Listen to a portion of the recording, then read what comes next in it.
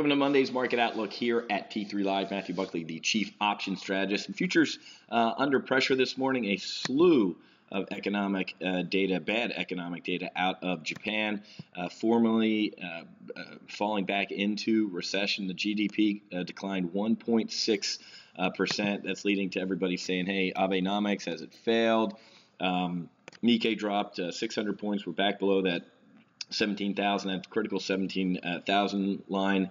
So not the best news out of Japan, and the world is flat, folks. That's going to ripple across the Pacific and hit the United States as well. That doesn't bode well. Also for China.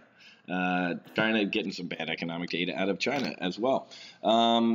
Their bad loans have jumped the most since 2005, and this is based on third quarter data. So we're seeing China starting to slow down a little bit.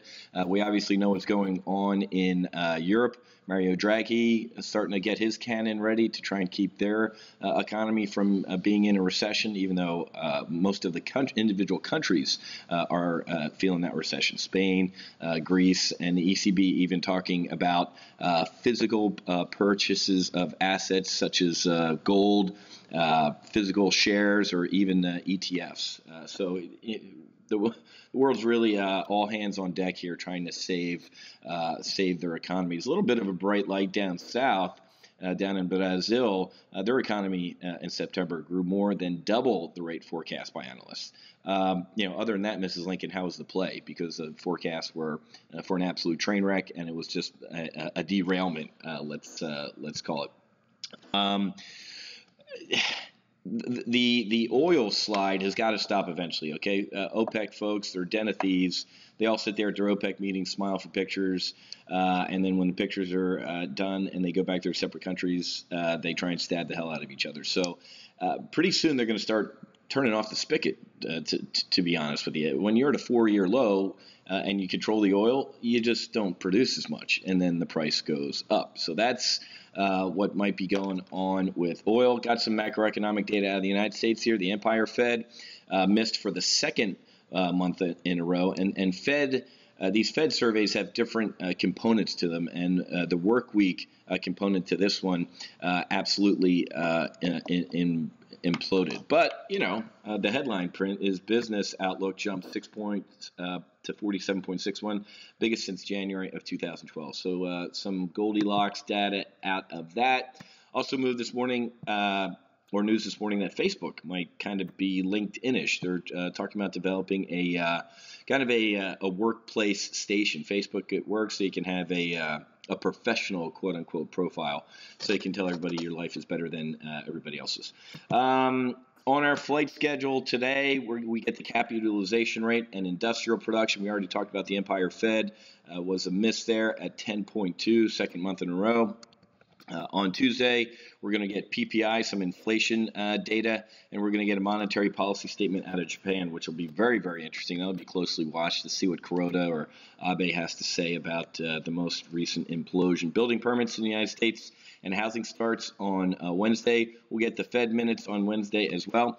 HSBC manufacturing PMI out of China. That will definitely be a market-moving number. And then on Thursday, we're going to get a lot of Eurozone PMIs, France, Germany, and overall Eurozone data there.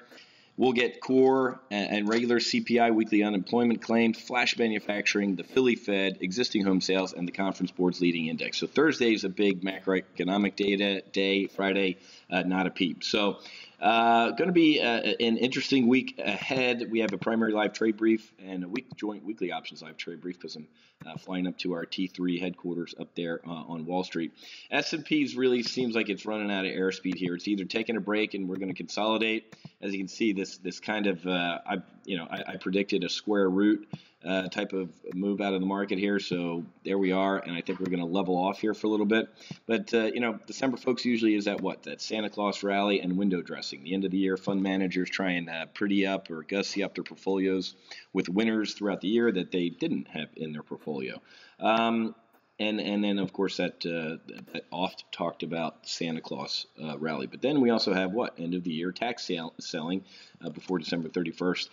So it's going to be interesting. I think we're going to square root here for a little bit and move sideways. I don't think we implode anytime soon, even though I think we should. It's just not pretty out there, and it's just a matter of time before this market wakes up and says things aren't pretty. As for our buddy the VIX, our fear altimeter, so to speak, when vol is cheap, you buy it. When it's expensive, you sell it.